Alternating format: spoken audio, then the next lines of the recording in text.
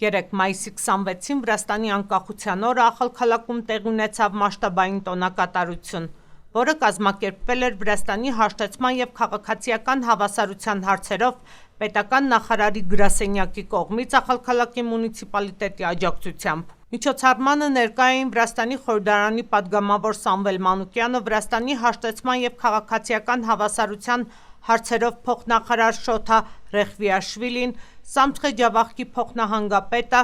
Ախալքալաքի տեղական ինքնակառավարման մարմինների ներկայացուցիչները։ Երեխաների համար կազմակերպված էին ժամանցի գոտիներ, հեքիաթային հերոսների մասնակցությամբ ծրագիր, դիմանկարչություն, նկարչության դասընթացներ, հսկայական շախմատ։ Երեխաները զվարճացան հսկայական բատուտի վրա, ծաղկեպսակներ հյուսեցին և մասնակցեցին օճառե պղպջակների շոուին։ Համերգային ծրագրում ներառված էր նաև տեղական պարային խմբերի և Թբիլիսիից ժամանած արտիստների ելույթները։ Մձլևարի անսամբլը կատարեց Վրաստանի պետական օրհներգը, որի ընթացքում երկինք բաց թողնվեցին վրացական դրոշի գույներով փուչիկներ։ Տոնակատարությունը եզրափակեց գալա համերգը։